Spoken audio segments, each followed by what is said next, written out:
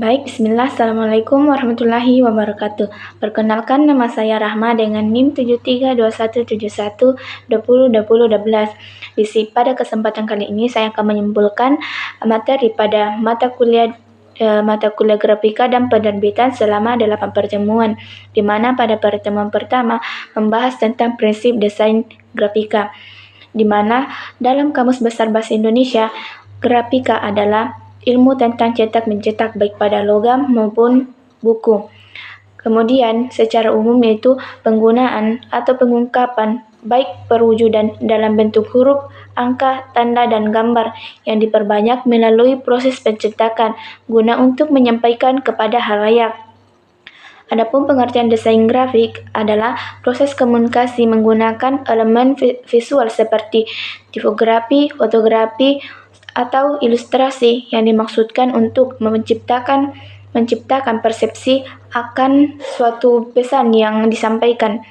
Adapun prinsip dasar dari desain grafis yaitu ada 5, baik komposisi, keseimbangan, irama, perbandingan, dan kesatuan.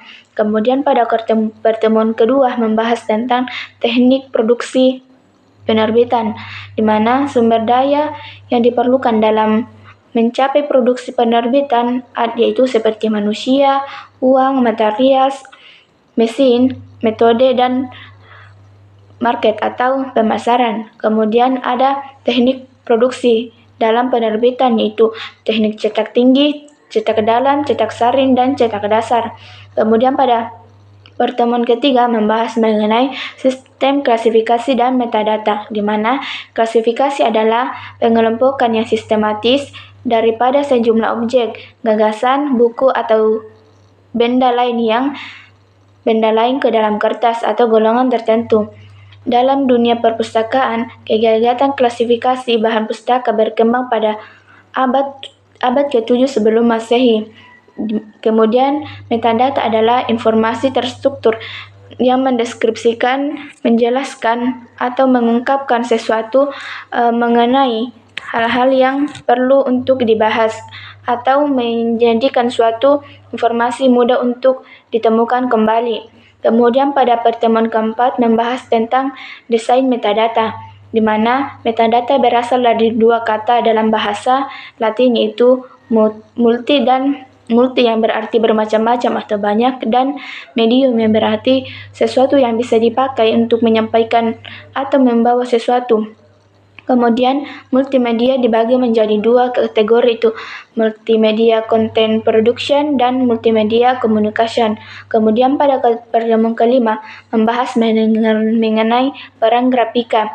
Peran grafika dalam pengalaman penggunaan perpustakaan itu berfungsi sebagai media penyalur atau dapat sebagai penuangan dalam bentuk lambang atau simbol yang digunakan sebagai komunikasi visual grafika dalam bentuk multimedia seperti teks, grafik, audio, gambar, animasi audio, dan video.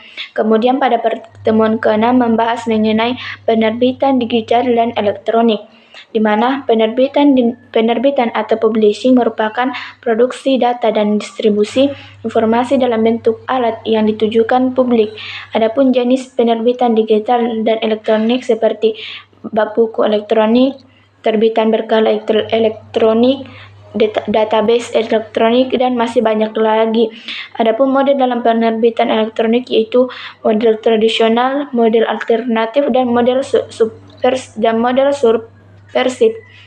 Kemudian pada pertemuan ke-7 membahas mengenai manajemen proyek grafika dan penerbitan, di mana manajemen proyek adalah aplikasi terhadap pengetahuan, keterampilan, alat bantu, dan teknis pada aktivitas proyek untuk memenuhi kebutuhan proyek tersebut. Adapun grafika adalah proses desain dan produksi visual yang meliputi berbagai elemen seperti logo, brosur, majalah, dan situs web.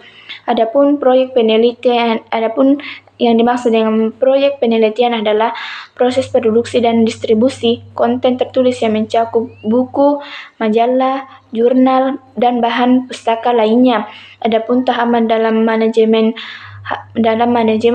halaman proyek itu penetapan tujuan, penjadwalan, penganggaran, dan analisis resiko.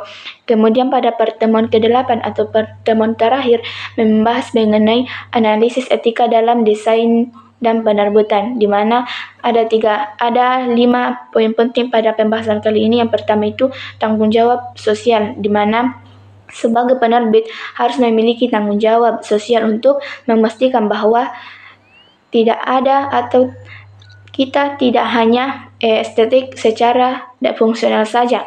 Kemudian poin kedua itu kredibilitas dan kebenaran, di mana dalam penerbitan terutama terutama konteks media. Kemudian pada pertemuan ke-8 atau pertemuan terakhir membahas mengenai analisis etika dalam desain dan penerbitan, di mana pada poin pertama itu tanggung jawab sosial, di mana sebagai penerbit harus memiliki tanggung jawab secara sosial untuk memastikan bahwa kita tidak hanya estetik dan fungsional. Kemudian poin kedua itu kredibilitas dan kebenaran, di mana dalam penerbitan terutama konteks media dan jurnalisme, etika memainkan peran yang sangat penting atau peran kunci dalam memastikan kredibilitas dan kebenaran informasi yang disampaikan kepada masyarakat. Kemudian poin yang ketiga itu perlindungan hak cipta dan kekayaan intelektual. Yang keempat dampak lingkungan, dan yang terakhir perspektif kritis. Itu adalah penyampaian dari saya. Sekian. Assalamualaikum warahmatullahi wabarakatuh.